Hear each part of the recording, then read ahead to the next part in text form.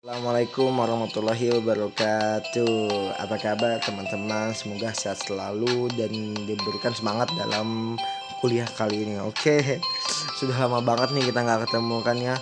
Ya sudah berapa bulan ini gara-gara pandemi kali ini. Tapi tidak mematahkan semangat kita dalam berkuliah gitu kan.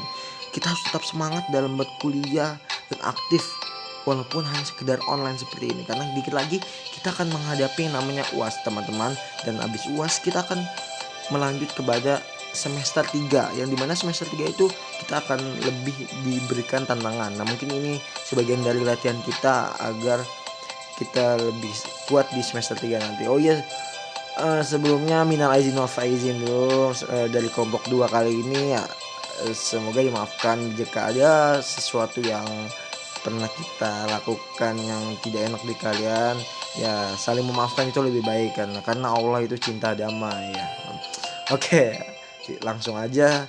Kita dari kelompok 2 ekonomi mikro Islam ingin mempresentasikan sebuah tema yang sebelumnya kita ingin mengenalin dulu nih ya, siapa aja takutnya pada lupa kan ya kan. Dari kelompok 2 ini saya sendiri itu Asya Muhammad Mumtaz kan. Next ada Ahmad Fawaz Hafizidan, Arsyan Nurmadewi, Diska Mulia Saputri, Darwis Mujahid, dan Fadia Hapsari Duanto. Ya oke, di sini kita akan menjelaskan suatu tema sangat menarik nih ya. Lanjut, apa tema itu? Nah, sistem distribusi dalam Islam ya kan. Mungkin orang banyak yang kurang paham bagaimana sistem distribusi dalam Islam kali ini. Nah, sekarang kita akan menjelaskan bagaimana sistem distribusi dalam Islam. Ya, sistem distribusi dalam Islam itu ada 4 teman-teman. Ya, yang pertama itu makna distribusi. Lanjut yang kedua itu tujuan distribusi dalam Islam. Yang ketiga mekanisme distribusi, dan yang keempat conclusion teman-teman ya. Ya, makna distribusi. Adapun maknanya dalam ekonomi Islam itu yaitu mencakup pengaturan kepemilikan unsur-unsur produksi dan sumber-sumber kekayaan. Adapun prinsip utama dalam konsep distribusi menurut pandangan Islam ialah peningkatan dan pembagian bagi hasil kekayaan agar sirkulasi kekayaan dapat ditingkatkan sehingga kekayaan yang ada dapat melimpah dengan merata dan tidak hanya beredar di antara golongan tertentu saja.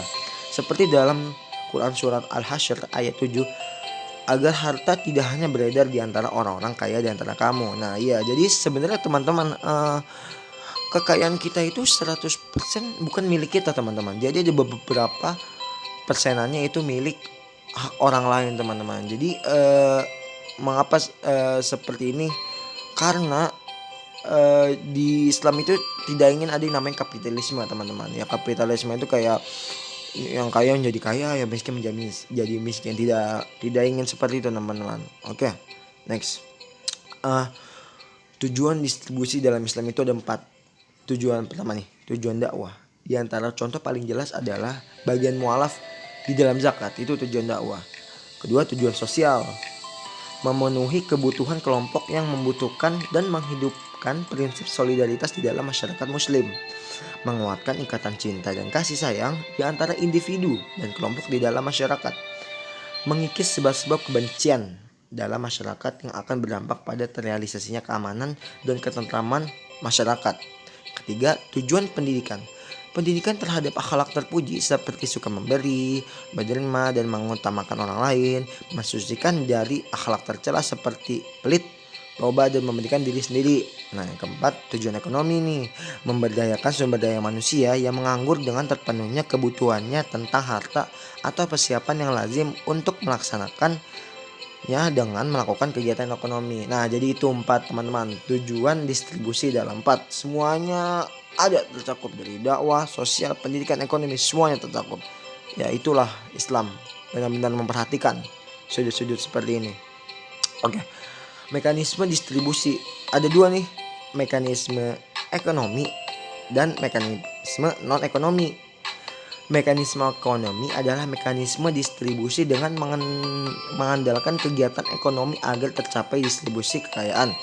Yang non-ekonomi mekanisme yang tidak melalui aktivitas ekonomi produktif, melainkan melalui aktivitas non produktif, misalkan pemberian hibah, sodako, zakat dan lain-lain atau warisan. Mekanisme non ekonomi dimaksudkan melengkapi mekanisme ekonomi, yaitu mengatasi distribusi kekayaan yang tidak berjalan sempurna jika hanya mengandalkan. Nah, yang mekanisme ekonomi itu maksudnya tuh kita kayak ini teman-teman, kayak kita ngebuka lapangan kerja gitu ke teman-teman. Jadi orang muslim itu harus kaya teman-teman. Orang muslim itu harus kaya agar bisa banyak memperkerjakan orang-orang gitu teman-teman. Jadi angka kemiskinan di negara kita ini ya menurun teman-teman. Nah, sistem mekanisme non ekonomi itu seperti ya itu zakat, sodako, mungkin ada namanya bantuan dana ya di pandemi kali ini kan ya. Di pandemi kali ini nih kayak misalkan ada konser amal. Nah, seperti itulah teman-teman. Ya. Oke. Next.